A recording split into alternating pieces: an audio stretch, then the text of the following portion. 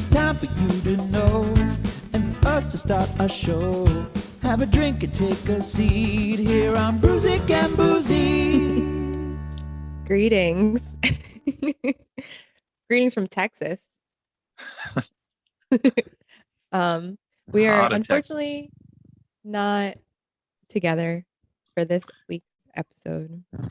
I am in Texas, and so as a far away result from of that, Chris. you thought it'd be fun to send us back into the Superman prisons What? with Zod and the other guys. I have no idea. I don't know Superman like you do. Oh, okay. They get sent into the prisons and they're like stuck in like the flat glass mirror things. I said we're back in those boxes now.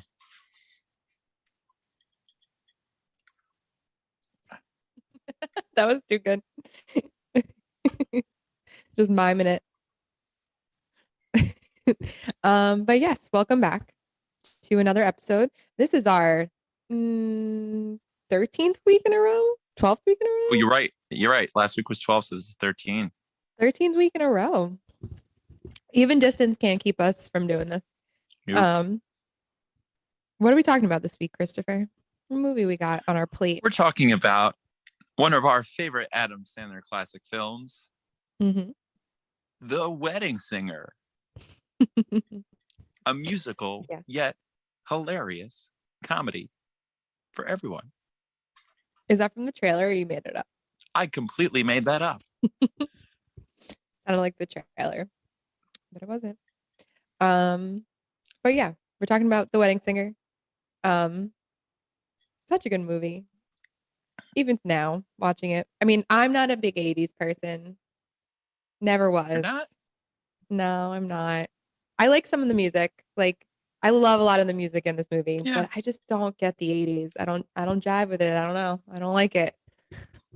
Well, I think I'm the remnants of 80s. Like the tail end. Right, because we still held on to a lot of 80s things as I was just being, welcomed into the world. So I think the things I love are those like you said, tail end of the 80s that things die out quick, but I think 80s last a little bit longer than most things, and it still has a long lingering for most people still to today, more than we're always looking at 80s everything still now as a reference or a way to just buy into culture, pop culture easily for a quick grab. And now with like Stranger Things, and there's been like a few like horror movies that revisit the 80s. Like people are just trying to bring the 80s back still. Yeah, it was an interesting time. Yeah. Big hair, bright clothes, baggy pants. Fun times. So yeah. That was one of my comments. So, not to get too much into the movie, but I'm just looking at like all the makeup and wardrobe for this movie, and hats off, I guess, no pun intended, to all the wigs that they used in this film. Yeah. Adam Sandler's hair is, every time I watch this movie, I'm like, whoa, that's so crazy. Perm. I guess he has a perm. I don't know. It's wild. And I think when I saw that, it threw me off thinking that was him from Happy Gilmore. I was young at the time, and I think this was my introduction to Adam Sandler, this movie. Like kind of close to it. I knew Happy Gilmore. I was like, oh, that short haired dude. And then I saw a trailer for this, and I think I thought it was a different actor. Yeah. So it was very new to me. At the time. Him as like a Waterboy musician trailer was new. dropped, and and I was like, I think our friend was in the movie theater and said, that's the guy from Waterboy, from Wedding Singer. And I'm like, isn't that a different guy? Like I couldn't. I think the wig threw me off. It's some wig, some hairpiece. This was my introduction to Adam Sandler as like a musician, because I didn't watch him at SNL when I was a kid, so I never saw him on there. But I didn't know he could sing and play guitar and all this stuff. Because it really is him in the movie doing all these things. I didn't know that, and that was like my introduction. This is he's also not just goofy. True, and I think this movie kind of shows his acting chops. This is a more serious actor. And even though the humor definitely falls sometimes in goofy, but not as Billy Madison goofy or Waterboy goofy. But there's moments where he has that are just very very serious and very like, oh, he can act, like he's really good, just doing his own thing. So especially watching today, I really noticed that. So I wanted to mention that. Because he's normally not like the straight shooter kind of guy in his movies. He's always the like slacker or the goofy guy. Right. He's never like straight and narrow guy, the lovable guy, like stuff Kind of like an that. average Joe, but he does have a talent, Yeah, he's just gonna be your wedding singer forever. But maybe he relates more in that way for this character. I wonder. Who knows? We'll have to call him up and ask. Maybe. What would he say? Yeah, thank you. No, I don't know what he would say. He would say exactly what you just said. But what are you drinking? What do you got? So I didn't know what to drink because I'm like, what would go well with this movie? It took me a minute. I was thinking for a themed drink or something, just fun to drink. And then I just realized today is Cinco de Mayo, everyone. So in light of that, I decided to make a margarita mix melon drink. As you can see here, it has a nice glow to it. Kind of looks similar to what I drank on our last episode of the Shrek's Pea, but it's actually just it's just margarita mix and a little bit more of that melon mix that we had last week, whatever that melon mix was called. I forget the name of it already, but that's what I'm Melon Liqueur. Melon Liqueur. Thank you. Gross melon liqueur. Nothing too special name wise, but that's so thought I'd get a little, festive. Yeah, I forgot it was Cinco de Mayo. And we were doing an 80s episode, so I was like, margarita theme. But since I'm in Texas, I have this. So there's a distillery in Fort Worth called Acre Distillery. Ooh. It's everything they make there is fantastic. Every single thing. I wanted to buy a bottle of everything last time I went. I haven't gone since I've been here this time, but this is their Cinnamon Girl. It's like an award-winning cinnamon whiskey. It's fabulous. I'm also a huge fan of their gin, but I don't have any more of it. I drank the rest of it. But yeah, Cinnamon Girl. It's delicious. Cinnamon Girl. It tastes like a cinnamon stick. It's not like that fake cinnamon like Fireball. So good. This tastes great. I'm sorry that you're suffering through the remnants it's better than last week's. Last week's was rough. This is a little bit better. Maybe I just gotten used to it now. I'm okay with it. But anyways, so awesome. I'm glad we're trying to change it up a little. Yeah, I'm not drinking just beer. Yeah, you have not just beer, and I don't have just my coffee. Although I do have some Texas beer in my fridge. I went with this instead. You gotta have it for a good night of the week, though. Yeah. So yeah. You picked this film, correct? This was your choice, kind of. We were talking about it. I feel like we were maybe talking about it. I feel like sometimes I text you when I had a it was on TV, right? And I'm like, let's do this movie. Find movies to talk about once we are literally watching them and talking about them like that minute. Yeah. And then be like, oh, we should do that one. I feel like we were talking about a scene or something from it, or a song, and we were like, oh, we should just do Wedding Singer because we both love it and grew up with it. So I think that's where the decision came about. So my question would be, what is your earliest memory of seeing this movie? Honestly, it's just it was always on TV. Always on TV. So you didn't rent it or have it watch it with someone who rented it at a friend's house? We were huge Adam Sandler fans, but I have memories of watching Happy Gilmore and Billy Madison. But I don't really have an early memory of watching this other than it was just always on TV. Right. And I would catch it on TV. And then the older I got, the more into it I got because the music, and then the musical came out and all the stuff. Yeah. Cool. Yeah. What about you? Did you rent it? So as my memory serves me right, we did rent it or slash borrow it from the library. I said it was easy to get new movies sometimes. So I think we might have rented it though. I don't know. I can't remember. No, I think we borrowed it. But I remember, so my brother used to watch movies late at night, and I watch with him. I think I was telling you about this. So I would basically, he'd be on his bed watching the TV in his room, and I would like go on the floor and then watch the movie in his bedroom. Oh. So I remember the first time seeing it there. And I remember us laughing really hard throughout the whole movie. Because it's just so goofy and silly, especially with this opening scene of the movie. I remember laughing a lot. Such a good opening. Yeah, I remember loving it though. I remember loving it. And like, I don't know. I think like you said, we were just huge Adam Sandler fans. So it's like you couldn't really like, you knew where the bar was already. There was no like disappointment. It had to be really, really terrible. But we felt that way about Jim Carrey movies though too. Like he had some just like awesome, like top of the drawer movies for us, like every time. And then there was like weird ones in between that we were like, this movie's terrible. So I thought, I was kind of skeptical. Maybe it would be like one of those not so good movies, I think, when I first saw it. But it was definitely, this one was definitely one of the better ones, luckily. Yeah. We already kind of talked about it, but it had that Adam Sandler silliness, but then it had a strong message, and it was just more heartwarming than his past goofy things were. Yeah, this movie has literally more heart. It also has Robbie Hart, but also has you know, a better chemistry because of.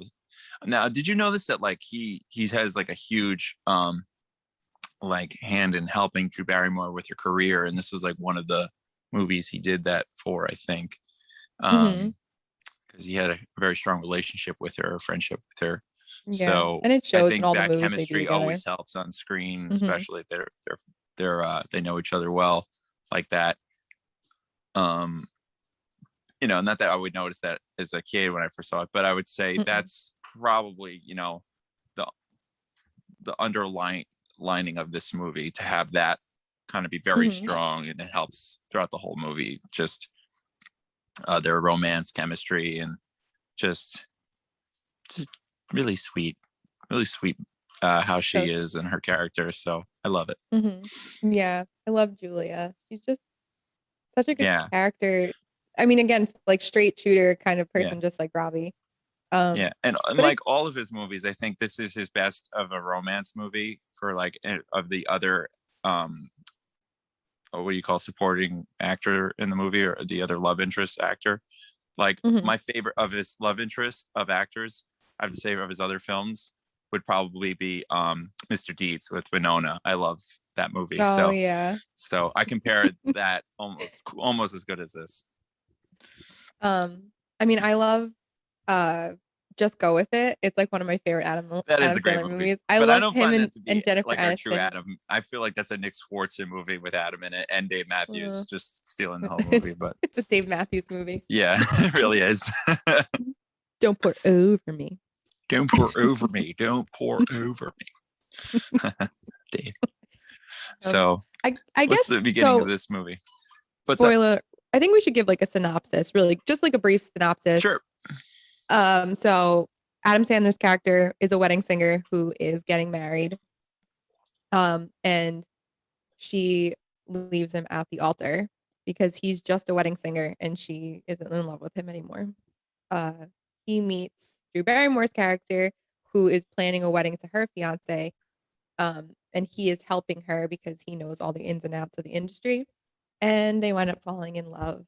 And there's Billy Idol. And that's the synopsis of the movie. Thank you very much, everyone. That's the movie, everybody. That's it. That's all for us tonight. That's all we wanted to mention. Great movie, everyone. That's a brief, but it is. It's a very simple movie, you know. And it's the first original idea, you know. It's like you couldn't do this movie without Adam Sandler. To talk about a movie about a wedding singer, it's like what a unique idea. And then have, like you said, Adam Sandler's musical ability to just be perfect for this role. being a singer, and then also just like kind of like you said, the not as too over the top schlub that he was in the other movies, but just like that perfect balance. Mm-hmm. So yeah. But yeah, the opening, you mentioned it. Oh yeah. It's so good. Yeah. You spin me right round. Is that the name of the song? I don't know if that's the name of the song. Mm-hmm. Yeah. You Probably my first time ever spin hearing that me song. right Not gonna lie. round. Yeah, maybe in this movie was the first time I ever heard that song. Could be. Not to get off topic here, but like the scene, but just to jump right in, as soon as we saw this movie, we like had to go find the soundtrack to this movie because we were so good. and we grew Has up one of my listening favorite to songs the ever in it. soundtrack a lot. I mean, a lot. I remember always in a CD player, and you know, when we get through the more towards the end, I want to tell you all my favorite songs, mainly about this movie, but for each scene. But I had to say that was the one thing you could say about this movie is the music is just so well done, and it's Adam Sandler movies in general, though. They always have really great music, great choice of music. Soundtracks are from his movies. Every time I saw an Adam Sandler movie, like, what is that movie? What is that movie? He had great music every single time. So good. I concur. Good. I just love the opening too, how cheesy that 80s wedding is. It's just like, it's like, first of all, it's like in an American Legion hall with like wood paneling on the walls. And it's just like everyone's in bright colors and the bridesmaids' dresses are hideous. And he's in that like bright colored suit, Robbie. Oh, it's so cheesy. I know. Now, I had never been to a wedding until much later in my life. I want to say college. That's how long it took for me to go to a wedding. Yeah. So, but this beginning always reminded me of like a 70th birthday party for my grandmother, or like a family member, like instantly, you know, a catering hall, just everyone, like you said, just dressed up in kind of that old fashioned looking tacky, more fashion. And that's what I love about this intro. It put me like right back into that spot of like a party that was for a family, even though it's a wedding, but I could connect that way with it. Yeah, I think I feel the same way when I was watching it. Like, you just, because everyone's had that party. It might not be a wedding, but everyone's had that party in a catering hall where there's music and DJ and like, and just all the random characters, right? Just like, you know, that kid's got no pants on, the grandma's doing something weird with their hands. All of that makes it worth so much more special. Vomiting, you know? From drinking too much of the residual alcohol in people's cups. Well, I was gonna get into the whole best man speech, because I think that is where this whole scene really shines. Steve Buscemi. Steve Buscemi crushes it as a drunk person. Yes. I always forget he's in this movie a couple of times. So good. And then he's really good friends randomly with Adam Sandler. Is hilarious to me. Oh, it's like always better with Steve Buscemi, Adam Sandler role. I love his like shirt. It has those ruffles on it. It's like the fringe. Great. Yeah. Oh my God, it's so ugly. But yeah, his speech. Can you do any of it? Do you know any of it off the top of your head? Oh, what he says? Yeah. He goes like, he's like, I'm a person too, Bob, God damn it.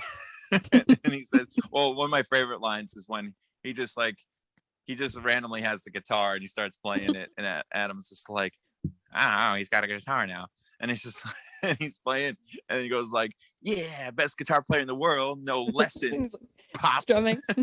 Pop. Says pop because he's so mad at his dad. And then he just like disappears. Okay, so continue on with this scene a little bit further. Like, you know, Adam takes over, and then he, you know, has a speech kind of prepared quickly to just help out that awkward moment. And he helps that kid out who's puking up in the dumpster. And then all of a sudden he goes like, well, let's wait a few years until we drink again. As soon as he says that, Steve Buscemi comes around the corner. It's such a cool transition. And then he's just like, how incredible Steve Buscemi is an actor for this scene alone, this little part. Have you ever noticed, like, he's doing that drunk, like, hey, wedding singer, oh, he falls and he's like falling backwards. Yeah. And he catches his balance. He falls off the curb too. Yeah, and he's fine. And he's just like, and he keeps walking. He's perfect. Perfect. Who knows? May have been really drunk. It works great. I don't know. So good how he just falls backwards. Like I said, as a kid, I don't appreciate the acting in anything because I'm just a kid watching a movie. Now as an adult, I'm just like, these people are doing so much with so little, and you never realize until you can point out those details. But how funny. I had to mention that. No, it is really, that's hilarious. I wanted to bring up him falling backwards because he does it so well. He does drunk so well. It's just far. I could never do that. I would die. But yeah, so and then so Robbie and Julia meet, and it always this is so random, but the way she says Coca-Cola in that scene always bothers me. Her voice in general just bothers me, but that's just me. I love Drew, but some of her acting delivery, I just sometimes have to just go with it. That makes sense. I guess it does, but yeah, she says Coca-Cola weird, and I'm always like, ugh, I don't like that. There's a couple scenes I used to say with my friends that she would say, and I would just make fun of how she says things in this movie. Like what? You can't say that and not I can't even say the explain whole it. line. There's a part where she's talking to Glenn. Later, they're at the engagement party, and it's like, it's just a couple weeks away or something. She's talking about. She's like, August 5th is just 3 weeks away. We gotta keep planning on this. Oh, I know what you're talking about. That. Yeah, I hate she that does. whole She part. does say it really Her talking weird. such a Valley Girl like accent. I don't know. And trust me, I love her in this movie, but that's just the one part that it's like, that's right. There's something about the way she spoke just drives me insane. What happens next? What happens next is Robbie's preparing for his actual wedding, and you meet what I think is the MVP of this movie. Wait, is it like right after this? They cut to his wedding, right? I think so. Yeah. Okay, so yeah, but let's, before I go to that, we also missed a few people in the other scene that I just want to touch on real quick in the party scene, because you got 3 people in that scene that are amazing. You have his other best friend in most of his movies, Alan Covert, as we know him as Kenny the cameraman. Kenny the cameraman. Sammy the limo driver. Boy. Yeah, and Grandma's boy. He's Grandma's boy. And he's in all of Adam Sandler movies. And then you also have his other friend is like a random guy sitting at the table, and he's just got really long hair. He's in Mr. Deeds. He's like, is that Deeds' first name? You see him in like Big Daddy. Oh, yeah, he had a relationship with Alan Covert and Big Daddy. That's the friend. I forget his name. He's also Grandma's boy. But he's just sitting at the table with some guy when George, third person we have to mention here, I forget that person. Sadly passed away. I forget Alexis, what happened, Arquette. but that actor, yeah. But it's clearly it's just so funny when he takes a break and then he turns over to just give me time. Do you really want to hurt me? Do you? And really I love because I love when he's outside. I don't know who says it. What's that? I love when Robbie's outside and Sammy comes out to get him, and he's like, they're starting to turn on George. He's like, oh, yeah, really needs to learn a new song. Robbie, you better get back in here. They're starting to turn on George. So my friend used to quote this hysterical part in that when he's still singing. And it's you just hear, you suck. My friend would just be in the gym and go, you suck. So funny. Oh, that is really funny. Oh, poor George. But I love that one. Also, do you know who that guy is in the chef guy who goes relax? Oh, and Holly is Ben Stiller's ex-wife. Yes. Marsha Brady in the later remake or whatever you want to call those Brady Bunch movies, they're weird ones. But she's who's the actor with the Frankie Says Relax? So he is in another Adam Sandler movie. He's an SNL guy. He was in a couple of things, but I forget his name. But he is in Happy Gilmore, the guy who's part of the IRS or whatever, the guy who's explaining to Happy that they're taking grandma's house away. He's like, I'm not taking it back. The grandma, the government is, and then that's that he guy? throws him out. Yeah, it's that guy. Oh wow, I forget his name. He was in SNL, so I think a writer and stuff like that. Like I think he's part of the cast too. I don't know. I'm not sure. I didn't know that. Yeah, so I didn't catch that until fairly recently, maybe like 10 years ago. I don't know. I'm like, oh, that's who that guy is. Good catch, because I didn't. And there's a bunch of other Adam Sandler people in this movie that you'll catch too later down the road. Yeah. So anyway, so I just wanted to say that anyways about the end of that party scene, because there's a lot of cast members we meet right away. Yeah. I mean, That's it's a good intro to the movie because you get all the character introductions in that right one, at once, yeah. Except for like Glenn, which we meet later, but yeah, it's like all of them. Did you see the movie? It was not a movie, a TV show. I liked it a lot. It didn't last at all. It's called The Wedding Band, and I love the concept. And it was You've just about told me this about band. it before. I loved it, and they sing all these different songs, covers of these songs. I thought it should have lasted forever, but it was kind of like that, where all the different characters of the catering hall and the agency like are all kind of all have personality too.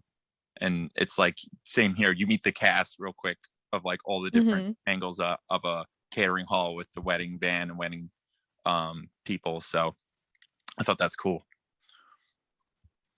Oh. Yeah, you've told me to watch it before, but I haven't. I don't know if you like it, but I loved it. We watched it a couple times. I own it on DVD. I think I'm one of the only people who owns it on DVD. It's the guy from Jason Priest. No, who's the guy? Excuse me, from 90210. Not Jason Priestley. I don't know. I can't remember his name, but it has that guy. Anyways. Oh well, yeah. Check it out. But anyway. Robbie gets left at the altar. He does. They're playing Don't Stop Believin' Journey. on know the that's a later too. strings. I would hear that and hear like, I'll hear that somewhere else and think, oh, that sounds familiar. And I didn't realize it's because it's from a wedding singer and it's the biggest 80s song of all time, pretty much. So True.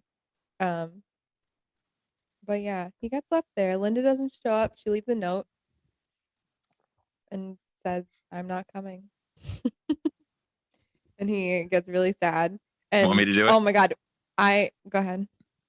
Do it. There was a note. So it was a bad note. I just love his face. It's so sad. I feel so bad for him. She say why? Okay, pal. I love that. I know, it's very sad.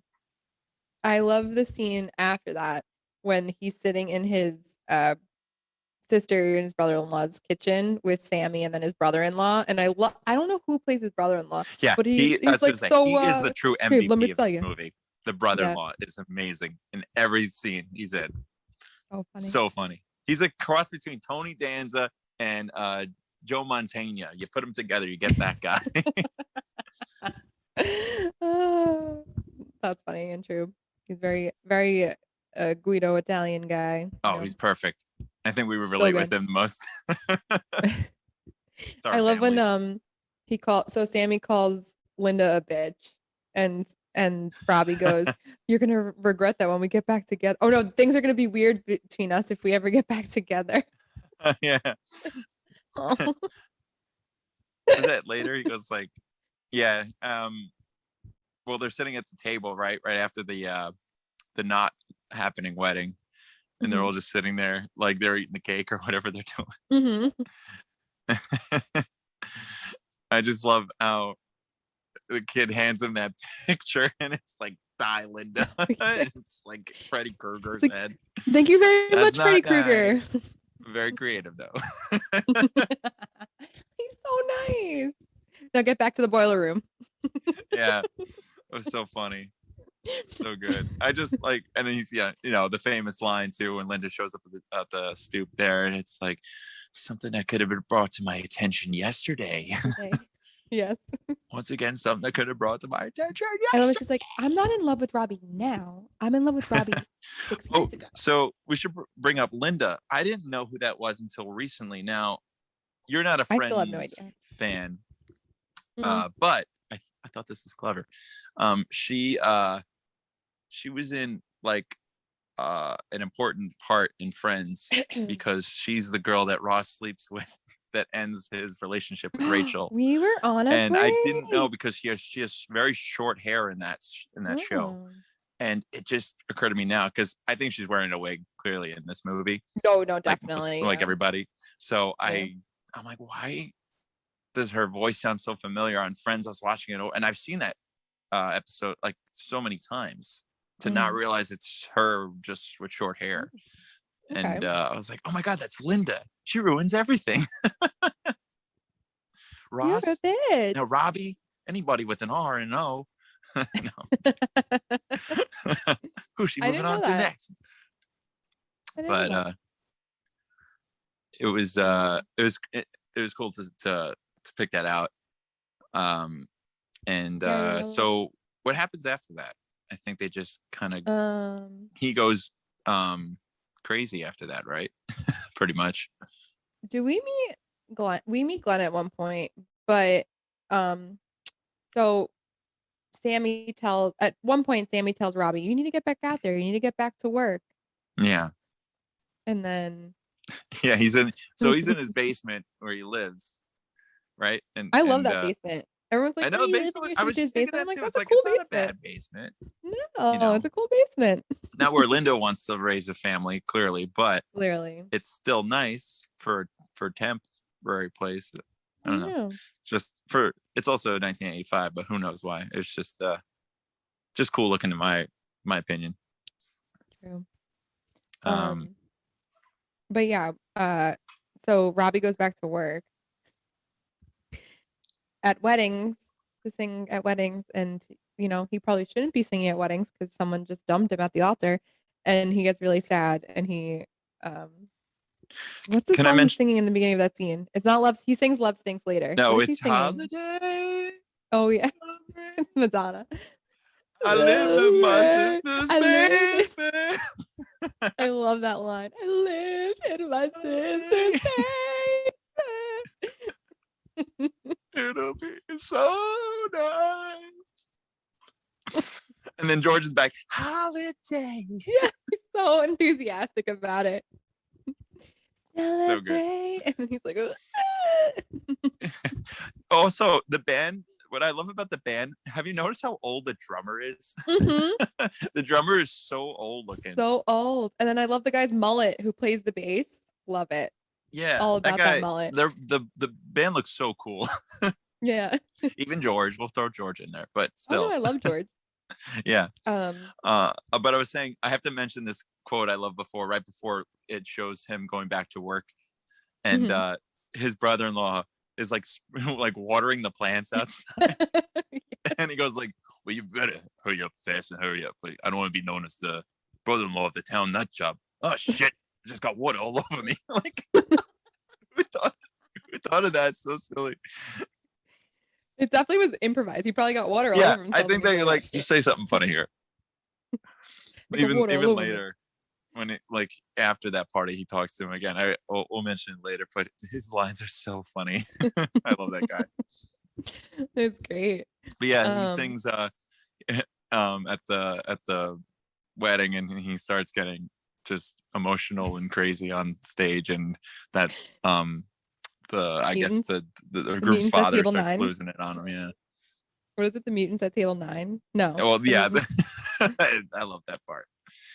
So me, it's like Fatty, Cyburn Lady, pretty much everybody at table 9. Mutants over at table 9 will never ever find true love. So good. I love that scene. I love that the band is on board. The band is on board with playing Love Stinks. They're like fine with it. They like play Love Stinks willingly, and I love it. It's just so funny. Oh yeah. Well, I also love it's like how he's singing, and then finally the dad gets up to beat him up. I love how all the mutants and all those people try to beat up that guy. I never realized that's what they're doing. Like, get off. Yeah. Of it. Like, we're gonna defend this He's man. doing something for us. Yeah. But then he gets thrown in the dumpster, literally, and No, he doesn't. He goes to hide in the dumpster from the cops. Oh, is that what it was? I thought he just passed out and threw him in there. No, he's hiding from the cops that are there, because that's why he says to her, "Oh, are they gone?" He asks Drew Barrymore if they're gone. Oh, I just thought because he's hiding. Everyone leave already because I ruined the night. Oh, I didn't think of it that way. He's hiding from the cops. Wow, I guess it could be that too. I never even thought of that. But there's another line she says there, Drew, right after he leaves. That's weird. Well, yeah, because she's like, it's like, well, you have to sing at our wedding. Not that line. That one's fine. But she goes like, and I really want you and Sammy to come. Oh, yeah. Sammy. You and Sammy to come. Not to jump Adam Sandler movies, but there was like a line like that says in Happy Gilmore, Virginia is the love interest in that movie, and she goes like, I know you're Julie going to kick his ass. Something about their accents, I don't know, maybe it's just a Valley thing. I just laughed though. That's when he decides in the scene to help her plan her wedding, right? No. Or this is when she's like, you need to do other things. So like they go to the engagement party where you meet more Glenn. And Sammy is there with wait, that's what I wanted to mention. So when we first meet Glenn, he seems like a really nice guy. And you're like, oh, Glenn. And then I think we meet him just with Julia, right? They talk about the wedding or something. Yeah. And then about Vegas. Yeah. And he's like, whatever you want. But the engagement party is when you start to see him be like, he's just a typical like kind of player jerk, but has that white suit, has a sweet side when he needs to use it for his benefit. Basically, he's manipulative. Right. So like for Julia, not that we see any past relationship history with them except for this remainder of this movie, but you would assume that she was just infatuated with his looks and his charm, how you said, probably manipulates her that way and can just have an excuse for everything that she wouldn't even, because she's just so innocent and sweet to think that this guy would do any harm to her for real. So but we learn quick though, he's got an arrogance to him when he's talking with that other guy. Oh yeah, his friend who is in a bunch of other Adam Sandler movies, by the way. That other guy, that random guy is like his friend. They're talking about Miami Vice. He is in other Adam Sandler movies. What's his real name? He's directed a bunch. He directed Mr. Deeds. That's one of his close friends. You see him in a bunch of stuff. He kind of looks like Mr. Deeds. He's the guy playing the violin. When he goes like, "It'd be very nice, Mr. Deeds," and he's also in Big Daddy. He's the lawyer for the. Oh yeah, you're right. Social services. Oh yeah. Yes. Yeah. Also, did you know the name? The music is like Freddie Castellucci. I know because it's similar to my name, but Castellucci is used like all over their movies. They always use that name in like a character's name, and they use it in Big Daddy for that attorney's name, the guy I'm mentioning right now. He goes like, remember he stands up, he's like Teddy Castellucci, which is like the guy who did the music for this movie for Wedding Singer. So it's all stems down from the Castelluccis. You get no credit because your name's not Castellucci. Close though, and he does the music, so I take that to heart. Robbie Hart. Oh wait, can we talk about Sammy's outfit at the engagement party? How he's trying to be Michael Jackson. It's just so funny. I was saying that. I would lose that glove. You look crazy. What is that? What he says? Yeah, he's like, you look like Michael Jackson with that glove on. And it's like, you think I should lose it? Yeah. Well, what's even funny, my cousin and I used to say this all the time, and it goes like, I heard what happened to you at your wedding. The guy who's his Yeah. friend, and he's like, you must have felt like shit. He's like, no, I felt really good. My parents died when I was 10. You want to talk about that? Why would we want to talk about that? I have no idea. What a funny exchange. To not be like angry or just like, awkward. oh, I felt great. Thanks. Just be kind of witty and I don't know, just Trying to make him uncomfortable, sarcastic. and the guy's like, I don't get it. I don't understand he's like, sarcasm. he goes like, yeah, have a few more drinks and then drive home. And then driving. And he's like, Yeah. So funny. Just it's Robbie really being funny. Just Adam being funny. And yeah, you get to see more of them connecting, and like he's starting to warm up to her and it's making him feel better about things and kind of consoles him more, sort of, you know, that he can kind of ease his pain with her. But he's, you know, getting to, because she's just so kind and sweet and amazing to him all the time. Yeah. She loves him somewhere down the line.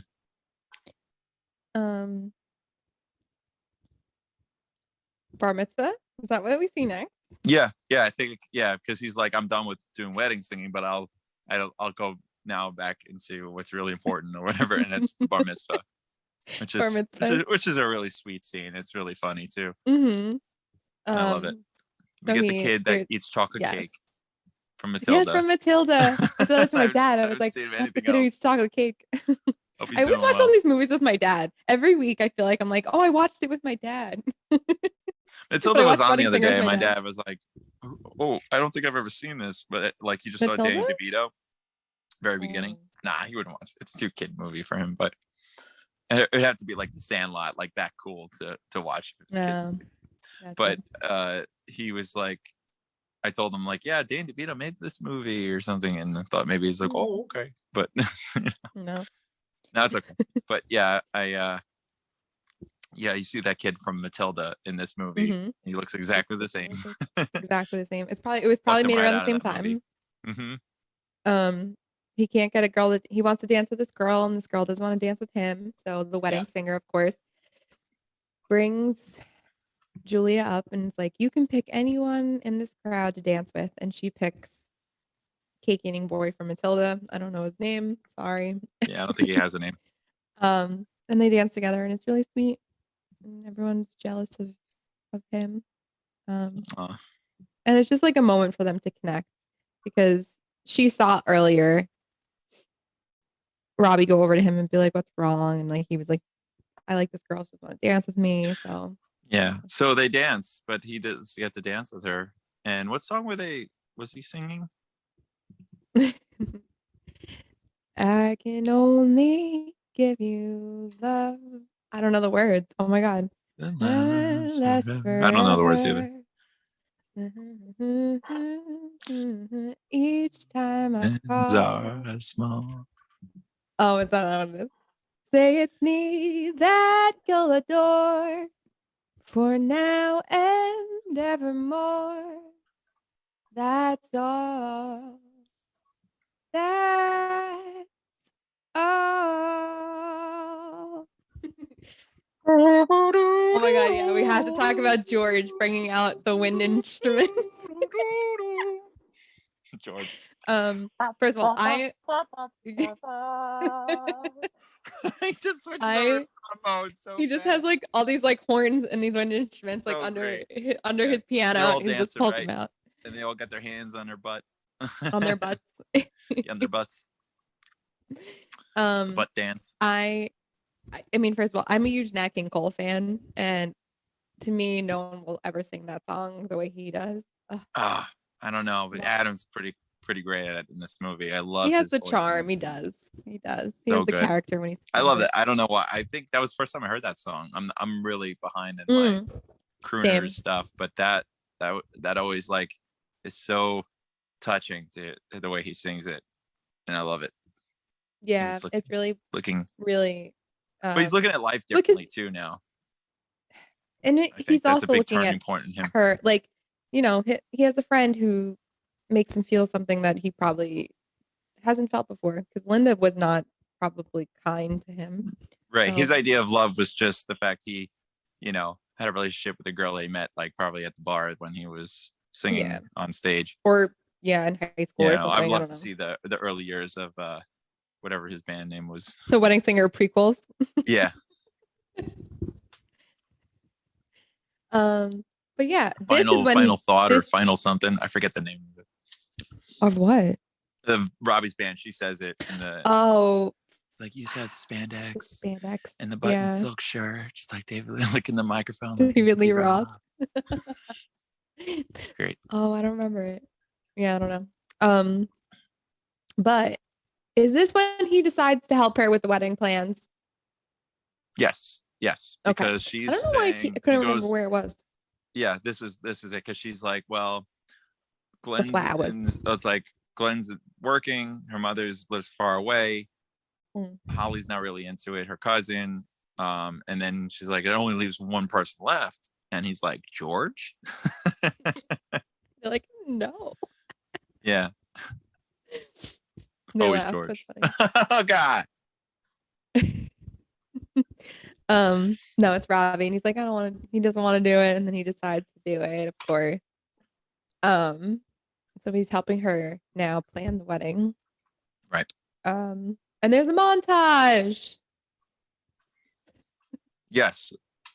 There's a montage. There's a montage.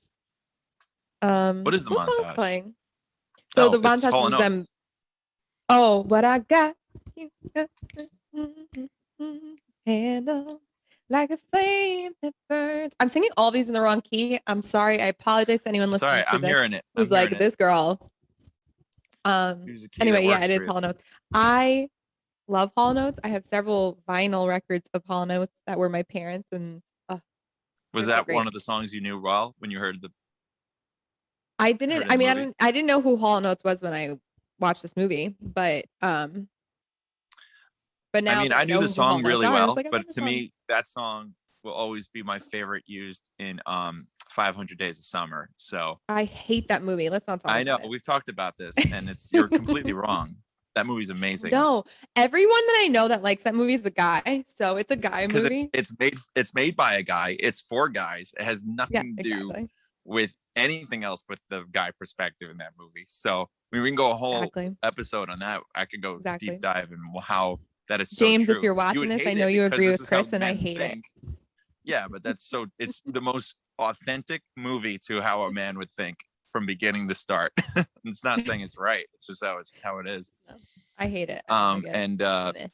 But anyways, that whole scene with him dancing the street to that song is my favorite use of that song. Anyways, I do love this montage though.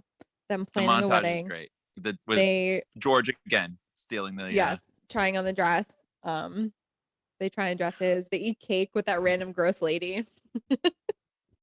Also, did we skip Did we over? skip something?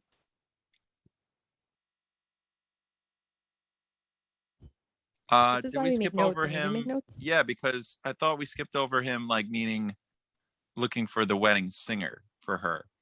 Did we? Skip No, over that was that? after. It's after the montage. Okay, sorry. I just wasn't sure if we skipped over that. No, wait, maybe not, because after the montage, we get the scene where he's like, "Remember, she left her coat," and she's like, "Julia said it's not jacket season, jacket weather Okay, so anymore." it's right after that. So maybe we did skip it. Maybe. We can talk about it now. Whatever. So like, John Lovitz is in this movie, and he's hilarious. I can't remember. So okay. Yeah. So they're looking for another wedding band because Robbie won't play her wedding, and John Lovitz is the wedding singer for this other band, and he's singing, "Oh well, it's ladies' night and the feeling's right." I'm just watching you dancing now, it's cracking me up. What a nut! Sophisticated mama. Do y'all think? I was singing this to my brother's dog yesterday. Oh, yeah. Sophisticated mama. It was on last night. That's funny you said that. I was out and I heard it last night. Oh, really? Yeah, and I was doing it. I'm like, oh, I'm gonna watch that tomorrow. We're gonna talk about that scene. And I was just like, I was dancing to it. I was like, and the feeling's right. It's great. You got that like unfortunate 70s disco feeling with yeah, it's great. Yeah, this is Jimmy Morris saying that's not a sock in my garage. There ain't no sock in my garage. So turns out this guy who is the wedding singer is direct competition for Robbie Hart, and since Robbie Hart doesn't do weddings no more, he is the go-to wedding singer. And Julia is like, well, I don't like this guy, so I'm gonna not go with him, and I'm gonna get a DJ, which is a mistake. You always go with the band at a wedding, but my opinion. Yeah, not this guy. No, don't go with him. But then Robbie said he's been working on music, and he wrote half of a song when he was with Linda and half of a song when he was not with Linda, and we get a very, very memorable song. Just to relate to this scene as a person who writes music and sometimes shares it with people, like this is like I always enjoyed this scene because I felt always kind of the same as him. Maybe I didn't write music back then, but the more, you know, since I have started writing music on my own later in my life, it's like I really relate to the scene where he's just like, I don't know, I wrote half of it and now I just have to like go with what I've finished it as, and that's like so uncomfortable to share with somebody when you've been just like angry, just like writing it by yourself for a while, and then, but it's the best thing. Something I didn't realize was, so in this scene, he says, oh, I've been listening to The Cure a lot lately. And earlier, so when Sammy goes to see him in the basement, right, he's listening to The Cure. The Cure. He's like, boys, yeah, that's a cool detail. Don't cry. And then later he's like, I've been listening to The Cure a lot. And I was like, oh, it's so funny because he was listening to The Cure before. The soundtrack is awesome in the background of everything. Like it makes me miss 80s for that reason, just because that, I don't know. I'm tired. I just miss like real music today. So I just like, I think it was just a joy to like, I don't care as long as they're listening to something I can relate with. The 80s had a lot of synth, but like, I just like the guitars a lot.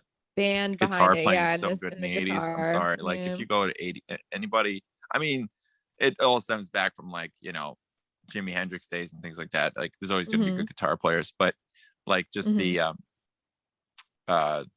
that you or me? What? Oh, I hear someone. I hear a phone ringing. I thought it was like, where am I? It's in my head. Definitely not me because I'm in Texas and Airbnb and there's nothing here. Anyways, totally just distracting me what I was saying. But yeah, I just miss that like electric guitar playing, like you know, Back to the Future or you know, any like the Huey Lewis and the News is played in this movie. I love it every time. Where's Huey Lewis in this movie? Do you believe in love? Oh, I think that's Huey Lewis, right? Yeah, I think so. You see it, you hear it later, I think, but But I don't know if it's Huey Lewis. Is it not?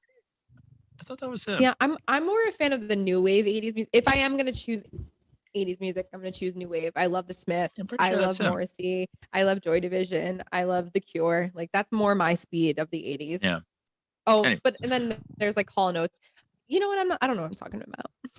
No, you do. I was thinking, but like the scene, like, so he's got the Cure kind of guitar sound, like the it's almost kind of like the Cars too. It has that kind of sound. Yeah. But I love that guitar. I love that guitar playing. So, don't know how much. I think as soon as this movie ended, I was learning guitar a few years like after it. I got a guitar for my birthday. So these are like some of the first songs I learned how to play on guitar when I first got a guitar, because I was just like, oh, this seems like a fun song to play, and I love those songs, and they're fairly easy. Yeah, especially this one, and it's just so good. Like it's just such a good song. Yeah, it is. It really is. But you were asking me, like, I think I mentioned, I'm like he definitely wrote all of these songs. Oh yeah, we were talking about it. Yeah, and I looked at the end of the movie just to check, and he wrote it with, he has another guy on the name of the songs, but it's him and another guy who wrote the songs. All right. So well, because it's mostly him. Background on this conversation was Chris had never heard the musical of The Wedding Singer, so he was curious how they were able to use the music in the musical, which I'm right, sure the they Robbie probably written songs. I mean, that song is in the musical. So I'm Mhm. sure they like sold the rights or something. Yeah, it's kind of a package deal, I would assume, with Yeah. with the story of Wedding Singer. So Yeah. yeah, I would love to find out more about that. Yeah. Let us know. So I yeah, love but this scene was I great. love the quote in the scene with John Mhm. Lovitz when he's like, he's lost Losing his his mind. mind. And I'm reaping all the I love it with the curtain, the slow curtain. I can't really draw. do it this way, but So we used to great. do that And then all the she's time. yeah. Losing his mind. So funny. I love that she takes him for ice cream after. It's so sweet. What I song think is ice playing cream as always soon as makes me that feel comes good. in? Oh, I don't know. What song is it?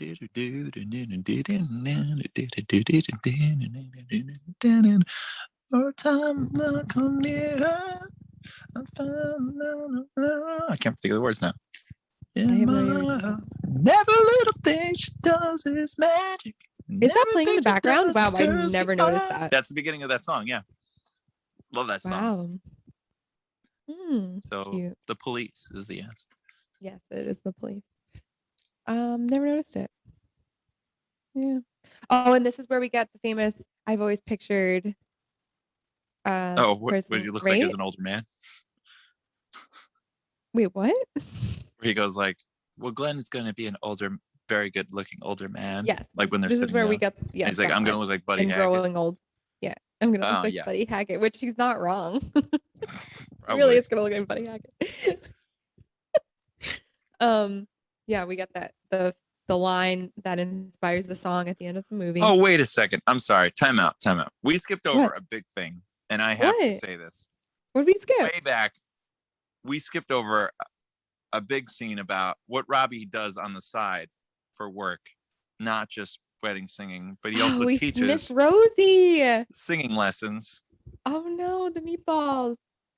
And it is one of my favorite things when he talks to her with Rosie.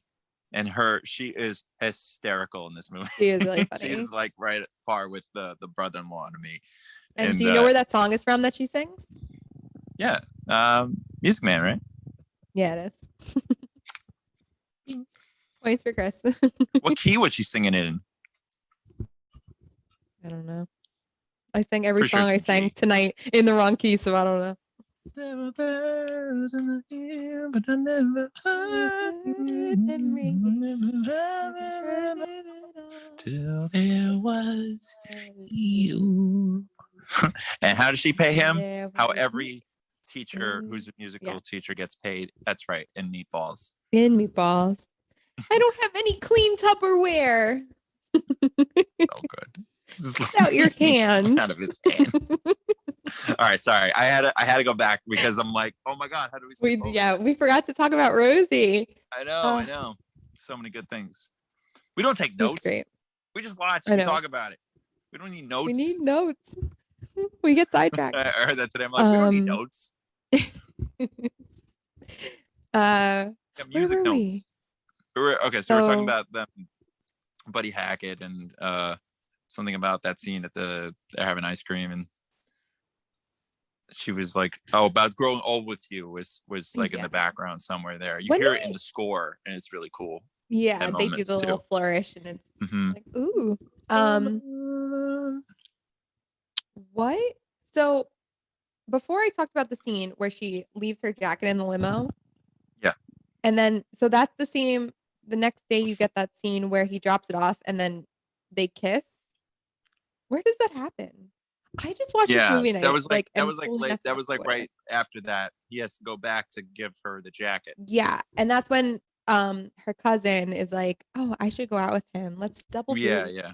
But before we talk about that, I'm sorry not to keep interrupting your flow here, but no, right what before flow? We didn't write notes. We don't need notes. We don't need notes. We do. But we do need this. Is during the montage and after we have the test drive of Sammy the limo driver and how amazing yes. that scene is, where he's just going around. And then it's like, of course I'm gonna hire him. Not is he only your best friend, but he's the only limo driver around here. And he's like, yeah, no, I just like messing with him. And then just when he goes like, you're not gonna make it. He goes like, he's like, you hit 2 cones. This could have been people. This could have been guests at our wedding. They were cones. Best line. We say that all the time. They were cones. Oh yes. It happens after that, right? He was like, today was fun. Right. Yeah. It was. That's why you said that scene. And I'm just like, wait a minute. We got to go back and talk about I forgot that about real it. They were scene. cones. Is amazing. He hits more than 2 cones too. If you watch that scene, he hits a the bunch of hubcap cones. goes flying up a couple times. Who knows if that's just a reshot? But just to see him driving in the limo and like taking the mannequins into the back seat is so funny. No, that's great. But yes, so then Julia leaves her jacket in the limo, and Robbie says to Sammy, oh, you don't remember she took it off because she said it's not jacket weather anymore. Mm-hmm. And that's when Sammy realizes that Robbie has feelings for You like her. Yeah. You like her. And then Robbie brings the jacket to Julia's house. And at the same time, Julia and her cousin are having a conversation about what kind of kiss that Julia is gonna give her Glenn husband Glenn on the day of their wedding. Church tongue. Oh yeah. I always love that. Church tongue. Yeah. And they can't figure it out. Whoever does this on their spare time, I don't know, but apparently no one does this. I know. It was 1985. In this movie, a different time. Yeah, clearly they talk about church tongue. But then Robbie walks in, and then oh my god, what's Julia's cousin's name? Holly is like to Julia, oh, you should practice on Robbie for educational purposes. Any good guy friend would do for a girl. Clearly. Do it all the time. But they do it, and then you get that flourish of music again, the I want to grow old with you, and it's like which it's funny because as a first time viewer, you don't know that's going to be the song you don't sing at the end, so it just sounds like a nice beautiful song in the background. It really is. But yeah, it is. Singing it after 20,000 more times viewing it, but can really pick that out. So great. But yeah, there's like and then Glenn comes in with the CD player. The CD player. And Julie wants to know if she could play vinyls on it or whatever she says. Yeah. He's like, this thing cost me like $700. Yeah. Like a JVC. Yeah.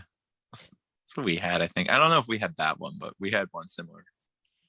CD players. Did you have one? Oh, well, I mean, we had record players though too. We did it. I don't remember when we got a CD player, but like we obviously have a record. I still have a record player. I've got a ton of records from when I was younger, but I don't know when we got a CD player.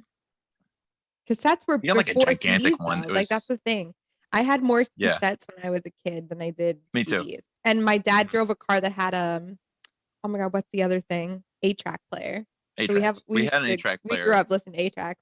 Actually, down here before this was like a entertainment area in my house. It was there was a bar down here. It was like 70s bar. Yeah, kind of like how you see in Robbie's basement. I think he has like a little bar. It looked kind of similar to that. We had this really kind of dirty old bar, wine glasses hanging at the end on top. It was never fixed up. And it was really cool how we just there was an 8-track on top of that bar. It was like, I don't know whose it belonged to, but it looked cool there. And we used to play with it, like the buttons. I don't think we knew how to use it, but anyways, that's my 8-track story. Yeah, my brother's listening, goes like, that's not what we did at all, but I don't know. It did something like that. I don't know when CDs were like a really big thing, because I mean, me as a kid, I was not alive in the 80s, but I remember cassettes before I remember CDs. And even before then, I remember my dad playing 8-tracks, which was definitely way before that. So it's weird that it always is weird to me that he has a CD player. And mean, there were so many still other listen- things before I saw CDs. CDs in my car and things like that, but like a CD player itself, I have one in my room, and that's No, like no, kinda not like now. I meant like when was the for CD the player like that time when they were brand more new. Yeah, popular? Yeah. we were early '90s at that point, Yeah. so they've been around, but they were like it was a new kind of Mm, selling thing, to just yeah. That's why the it new cost them high tech $700. music. Yeah, exactly. So when he says it costs $700, I just love that line because you're right. It's just like it was the '80s and like no one had It one was of like, these yet. what the heck? You can get a But CD Glenn player was for $20 got his now. hands on every cool thing. True. He works on Wall Street, whatever. Of course, he had the money. So But that yeah, goes so to the next scene of their yeah, double date, which which I I had think to ask you. this is when my favorite song plays. Yeah. Not the David Bowie song. So before that, Flock of Seagulls plays Space Age Love Song. Okay. I love that song. And don't ask me to sing Is it because that I the don't know the one- words. Is that the one after the David Bowie song where the guys are No, it's breakdancing? No, it's That's before like the David Devo, Bowie. I think. Oh, Yeah, wait. I'm thinking. There's Yeah, a lot of it's before 80s the songs David played in Bowie that song. one scene. Yeah. It's before that. Okay. I think I know what you're Yeah. talking about. All right. But after all, that's all I know. I Mhm. don't know the rest of the words. Yeah, so many good songs. Yeah, I love I was that gonna song. ask I you, love that. this scene in particular, have you ever been in this situation where you're set up with a guy probably, but like, where you're set up on a double date where the couple's already been a couple and then you get set up with as a friend to double date with them?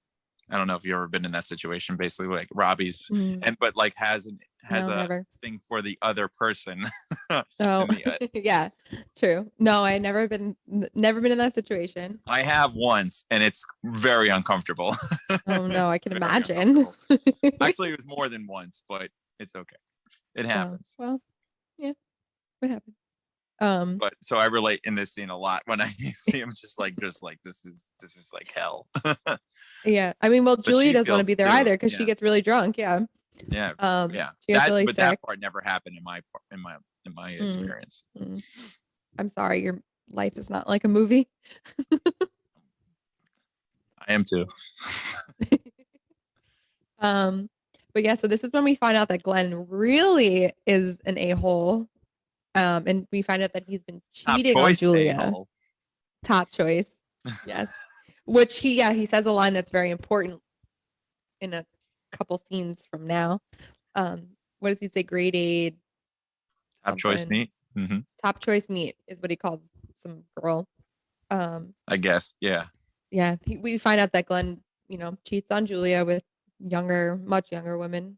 And He he lives doesn't in care. the city and he works long hours. Well, he works long hours. And Robbie's kind of baiting him into telling him all this information, which just makes him feel more like crap. Yeah. Yeah. It makes him just so uncomfortable at that point. Like, wow, this guy is just, I got to do something about this bad guy. Yeah. He's truly the villain at the end of that scene. Yeah, exactly. He becomes the full villain. And Julia gets very sick. And we find out that Glenn has the DeLorean. Yes, I was going to say, have to mention the DeLorean that pulls up. Have to mention the DeLorean. Of course. And Glenn just tells her not to puke in his Did you car. realize that though when you first saw this movie? I think I didn't even that it was a catch DeLorean. It's so dark in that alley. Yeah. That I'm like, how did I not know that's the Back to the Future car? I love this scene because it shows that so Robbie really cares about Julia and she's like, I hope Julia's okay and whatever. And Glenn's just like, don't ruin my car. Don't ruin my car. Don't ruin the my DeLorean. car. I don't know. I kind of say the same thing. Nicer though. Yeah. If I had a DeLorean, absolutely. Yeah. Well, I guess. But then, so now not only does Robbie's friend Sammy realize that he has a thing for Julia, now Holly realizes that he has a thing for Julia. So everyone's kind of catching on to the fact that he has a thing for Julia. Yeah. He's like, no. Or though, Yeah. wait, in the scene with Holly, maybe he's like, maybe I do. Oh, he's like, no, he defends himself. He's like, no, I don't. I just don't like the fact she's a sweet girl and that she's gonna make a huge mistake marrying like the biggest a-hole. Yeah. And she's gonna ruin her life that way. Well, that's his defense, but you're right. He knows it too, but he doesn't Yeah. It doesn't matter, even He's if he defensive about didn't it. have feelings for Yeah. her. It's like it's really he's having a tough time processing all the things that are and going this is on and the when reasons why she's Holly's marrying like, him. do you know why she's marrying Glenn? And Yeah. it's because And that's where we get to security. this kind of heartbreaking moment for me, because because I relate a lot with what they talk about in this part of the movie, but you know, it is what it is. Where it's like you know, you think like she's only marrying him for money, Yeah. and he's suffering financially because he's just like, the only thing I'm good at being is a wedding singer, and that makes me happy more than anything, but you know, it's not going to cut it to be a stable what you call husband, or you know. So that I can understand a little bit, but I still, you know, it's getting the point across where he's got to learn Julia doesn't care about that either, you know. Yeah. You know. Just because Holly said it, and that's why he was like, oh, it must be true. Yeah, she doesn't help. Yeah, she she's gives not the helping. worst. Yeah, she gives the so he tries to go get a job at a bank, and then Julia makes this very thoughtful present for him. She makes him music paper, sheet music with his name on it, which is so sweet. It's very sweet. And then Robbie calls her out for wanting to marry Glenn for money, and it's not true. So she takes offense of it, and she gets upset with him real quick after that. Rightfully so. Quick. Did you know there's what a lot song of back is and playing in forth the background though? Right before that. Oh, the best things in life are free. Yeah. You know, it's the second Adam Sandler movie where they play that song. Not sung or performed by the same band, but it's in another movie too. Anyways. That's what I want. I know that song from I like, my favorite version of that is who does like the most popular version of that song. Not the Beatles. I know the Beatles do it, but I was gonna say the Beatles. I was obsessed with the version that was in this old kids movie called Getting Even with Dad. And that's like the version I think you hear mostly on the radio. Of like, or would hear on the radio at the time. But anyways, so you hear that song and he's like I am an a-hole, or if you hear it on TV, it's like I am an idiot. I love that. I love the edit sometimes. The dubs. And then of course that kid, whatever his name is like, you're going to mental institution. Yeah, his nephew. His nephew. Should we mention Rosie says right as soon as Julia gets there looking for him? It's like, well, he doesn't want to live anymore in his sister's house, you know, with all the nipple playing going on. Oh yeah, because they talked about his brother-in-law talked about the nipple thing earlier. Right? He's like, all that was off, you know. Sometimes we get a moment alone. Sometimes she works with my nipples. And he goes, what? He's like, go out, I'll take care of the kids. He goes like, all right, I don't know what I said, but I said it. I love the brother-in-law. And Rosie says it later in the nipple twisting that goes on in that house. I lost it today when I was listening to that. I forgot you said that. It's really funny. So funny. Oh yeah. What happens next? Oh, the bachelor party. He gets upset. Yeah. He gets upset and drunk because he comes across Glenn at his bachelor party, and Glenn's with a bunch of younger women. Yeah, but we also meet the best character inside the bar right before that. What's his name? I don't know. His name is Matthew something. I forget his last name. His real name? Just we know him as Old Blue from Old School. Yeah, or that is Blue is from Old School. Blue. Yeah, this is that old guy you see in everything. I think he's in Pee-wee. He's the guy on the train too. He's like, give me crack corn, I don't care. Give me crack corn, and I don't care. That guy. So he's there, and he has the best lines for that scene. Everything he says. They ripped your heart out of your ass. Sounds just like him. I love when Sammy's trying to teach him how to moonwalk. Yeah, that's cute. Yeah, that's great. I still think remember the line he goes like, you know, we're sending packing, you know, but it's maybe we'll give him some money for some cab fare, but after that, it's bye-bye birdie. And he's like, bye-bye. I'm not happy. I'm not happy. I'm miserable. See, I idolize guys like Fonzie and Vinnie Barbarino. You know what happened to those guys? Their shows got canceled because nobody wants to see 50-year-old guys hitting on chicks. That's a good theme. Did you ever pick up on that? I don't think I knew who Vinnie Barbarino was when I was a kid. So when he says, still don't know who Vinnie Barbarino is. Oh, so he goes like, Vinnie Barbarino is you're gonna love this. Vinnie Barbarino is from oh my gosh, Mr. Cotter. Welcome back, Welcome back, Cotter. There we go. Yeah. Okay. It's John Travolta. So when he goes, okay. that movie with the mechanical bull, he's talking about Urban Cowboy, which is a movie with. You know, when I had that conversation with my dad, I'm like, what movie is he talking about? Yeah, Urban it took Cowboy. me forever to pick up that line, like what he was talking about. Okay. And then I love, but now it's really funny to me when I hear it and he's like, mechanical bull. It's like, he should have said, like, you know what Fonzie's doing? He's like, I think you want to be a coach for a college team. Coach Klein? College football in Louisiana. Mud Dogs. Mud Dogs rule. But yeah, I love I love this scene in the movie because it brings me to the musical, which is like one of my favorite duets in a musical.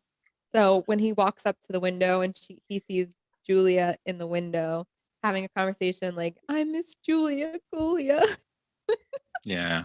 And then she's like, it's a pleasure you could have been here today. I miss Robbie Hart. And she gets all happy. There's a song in the musical that is there. And it's just like such a great duet about both of them. Just, you know, they want to tell each other, but they can't. Right. So nice. Her mom, by the way, is played by Mrs. Geller from Friends as well. Just had Yes. all the Friends characters. Anyways, but yeah. And she's like the worst person to talk to as well. Her mom, yeah. Terrible supporter of her decisions. Yeah, she's not great. You're going to marry Glenn and they'll all be fine.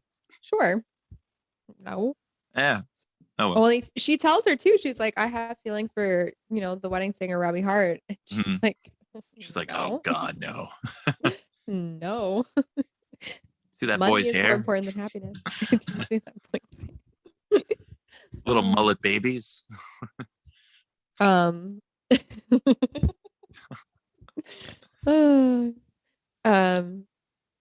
she goes to tell him how she feels.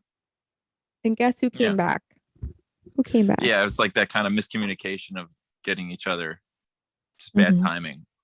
He went clever writing, I think, too. Because you could just resolve everything right there if it was the right timing, maybe. She could have stopped. He could have stopped the wedding from happening then, possibly. Yeah. But Linda's back. Guess who's back? Back again. Linda's back. Tell a friend. She's a bitch. May have Tourette's syndrome. Oh yeah, that's all in this one. But yeah, Linda's back, and then Julia goes to Robbie's apartment, and Linda answers Robbie's door in nothing but a Van Halen t-shirt. And another one of my favorite lines of the movie is when Robbie sees her wearing the t-shirt. He's like, "And please take off my Van Halen t-shirt before you jinx the band and they break up." Great joke. It's a great joke. We were talking about it the other day. So I was just saying, we did mention that the other day, but it's great, and it's it's also just the delivery, how he says it too. It's great. Hey, psycho. Oh, she's singing "Wake Me Up Before You Go too, and it's so creepy. She's like petting him, and she's like, "Wake me up." I don't think she even sings the right lyrics. And she doesn't sing it right. It's so weird. So weird. Oh wait, we forgot my other favorite song. I'm gonna backtrack a little bit. So when he sees Linda, there's a Smith song playing. I can't think of what song it is now. But anyway, I love the song. I love the Smiths. very 80s to me. Continue. I was gonna say, I wonder which one it is. I'm probably familiar with what it was I when I am heard it. the sun and the air of a shining Yes, yes. Okay, gotcha. Yeah, and he passes out on the Such lawn. a Okay, man, gotcha. What can you Gotcha. say? I go about things the wrong way. It's really creepy I am sound. It's like, human and I need to be. Yeah, that like right? guitar is like very creepy. No, that whatever that like kind of like kind of freaks me out. Yeah. Yeah, sounds like a train coming by. Doppler effect. Yeah, basically. So yeah. we almost to the end here, right? Yeah, God, almost pretty the whole much. movie. Wow. Yeah. Julia says that she's gonna marry Glenn now in Vegas because things are clearly over with Robbie. So she's flying off to Vegas. Robbie then realizes, no, I want to be with Julia. So he goes to the airport and tries to get Julia. They wind up on the same flight. There's also, quickly before we get to the end, I love the guy who helps him at the counter. Isn't He's that like, his friend in Billy Madison? oh, maybe. Oh, yeah, it is. The It is. heavy It is. guy? It's the, yeah, it is. He's like, you like flock of seagulls? He's You like, like no, flock but of I bet seagulls? you do. She came, and she came too. The mucus queen Oh, yeah, is yours. Yep, that's him. He's great, Billy Madison. But yeah, so they end up on the same flight. Oh, go ahead.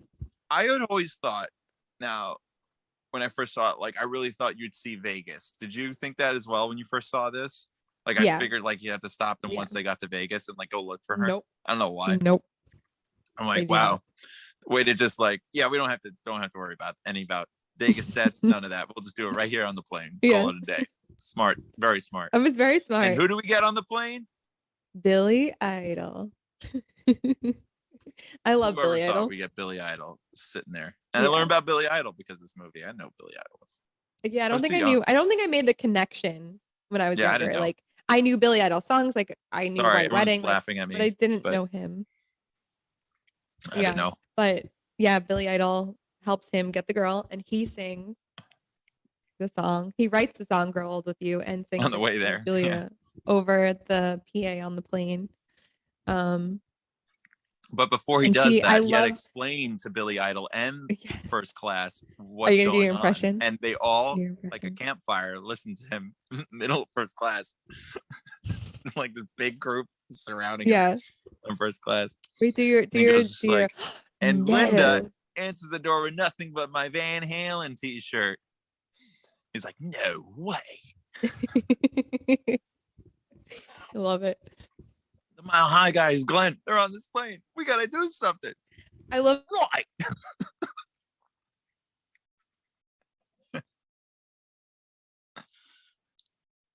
Oh wait, I lost you. Hold on. I lost your audio. There you are. I'm here. Hi. What happened? I was getting a phone call. I don't know if someone from California was Billy Idol.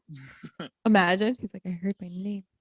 You're like, it's like we'd like to bring you some in-flight entertainment tonight. Since we basically let our first class passengers do whatever the hell they want. Yeah. We have one of our first class passengers would like to sing you a song inspired by one of our coach passengers. And since our first class passengers do pretty much whatever they want, here he is. I had to. Gonna make you smile whenever you're sad. Carry you around when your arthritis is bad. All I want to do is grow old with you. That's all you get. Great. Woo! You know, Becky, that was pretty good. I could tell one of those big producers about your singing voice. Well, that's what I wanted to bring up. So, like, of course, they, Glenn gets pushed to the side, and Robbie and Julia end up together. They have a wedding. Because nobody talks to Billy Idol that way. Sorry, I have to mention when he's like, what does he say? Like, it's like chicken or fish, sir. When he goes up, he goes like, "Get out of my way, Billy! You're gonna get hurt." And the guy goes, "No one talks to Billy Idol that way." Watch Billy Idol's face when he does that. He's just like, He It was must have funny. had so much fun doing that whole scene. Oh, Billy Idol. Okay, sorry. But you were saying about Glenn gets pushed into the bathroom. No, locked. like, so the movie ends. They end up, obviously Robbie and Julia end up together. But so Billy Idol does say to Robbie, like, I got a record guy. Like, he would love to hear your songs, whatever. And they leave it up in the air kind of that way. Like, do you think Robbie did it, or do you think he stayed a wedding singer? I know. Part of me today was thinking that, like, would they have shown pictures of his like career? Like, Yeah. Sometimes they do photographs of the future of success that they've done. Like, I don't know, pick any movie where they do that, like magazine covers or something. I don't know. Yeah. I don't know. I wonder if that was in a draft. I don't know. It may have been too over the top to show he was just happier when he was, you know, a successful artist and he got all of his dreams. But I liked it better thinking like, no, it's just like he's just happy getting her, and that was the dream, to be happy and in love, and he was able to achieve that. So that happened to be a bonus if he did that as well. Yeah. No, I agree. I think that's the way I feel about it too. Yeah, definitely. But actually someone's music career did take off though. They show it at the end. Did you know that? Oh, Steve Buscemi. I know this much is true. Great song. Robbie and Julia. The fact that he's in a band, I told you, amazing character story So arc good, for one yeah. character you meet for 5 minutes. Like 2 minutes of screen, like 5 minutes of screen time, 2 to 5 minutes. Evolution. This movie amazing. Also ends with "Video Killed the Radio Star," which I had to say, I was going to leave song. that very, very end, because not only is it one of my favorite bands, just that is almost probably, that version is one of my all-time favorite songs ever. I don't know if I Wait, ever what told you version is this? This is the Video Killed the Radio Star. That's the United States, President of the United States. President of the United States. That's who originally sings it. Yeah. No, that's not the original. No, that's no, not at all. The original is the, oh my God, they're responsible for like the first MTV video ever. Oh I my thought it was gosh. Presidents of the United States. No, that they do a cover of, who is the original? Oh, it's gonna bother me. Write in the comments, tell me who really did it. Someone will tell us after this, but no, they're not the original. I love their version though. They have a release version that's technically like, you know, cover, but I like their version better because I like the melody choices better that they do. Because listen to the original after this. I want you to listen to it and be like, oh, and there's a Ben Folds version, Ben Folds 5 version that they do is closer in between the wedding singer, you know, Presidents of the United States version and the what the heck's the name of the group? It's gonna kill me. Anyways, whatever the original group did it. It's kind of like a blend of those two, but their version, Presidents of the United States version, that's my favorite. And I would listen to that song on loop a lot. Love that song. Yeah, it's a great song. When I was in high school and I did community theater, we did an 80s show and that was in it. Yeah, good times. But yeah, that's the wedding singer pretty much, right? What's that? That's the wedding singer pretty much. Yeah. That's pretty much it. I really enjoyed watching the ending credits because of the song, obviously, but also just to check all the songs they sang and used in the movie is just incredible. I'm like, wow, what a crazy soundtrack. Oh, you know what? Before we end, if I could just put two more things I wanted to mention, scene wise. I think it's when Rosie sings the rap song. What is it? Hip hop. Yeah. That's just, I remember that from the trailers, and I think that was like such a funny moment to see that, and it was just as funny when you see it in the movie. She's great. And I think that was all. That's all. I think. Such a good song. But yeah, I love this song. I love the music in it. Yeah. It's great. And that Grow Old With You is such an amazing written song for yeah. story purpose and for just listening purposes. It's a crowd pleaser. Anytime we performed it, you get a lot of people who love that song. So I enjoy performing it when I get to just throw it in the mix there. So yeah, no, it's good. But yeah, I mean, I hope we do another Adam I remember Sandler it really now. soon. I'm sorry. What? I feel bad. I cut you off again. Hold It's that thought. Okay, when we were at the bar, when he gets punched in the face by Glenn, and he goes like, "I got punched in the nose for sticking my face in other people's business." And and the he's guy like, goes, "Sounds like a country song." I love that scene. that was really He's funny. just like I drunk used out to of be his mind. Oh stronger. man. All right, that's it. Yeah. For me. Oh well. Yeah. I mean, let us know. I'm sad that we're not together yeah. in person. Yeah, However, same. this is still great. Yeah. And I'll be looking forward to more episodes. And I think we have next episode planned yet. I don't know yet. I don't know if we do, but I mean, let us know if there's something you want us to decide on, because I don't think we have one yet. Yeah, I would say maybe we'll put a Oh, vote. yeah, but does anybody have any Texas On their- themed movies? Yeah, that'd be good. Do a Texas movie next week.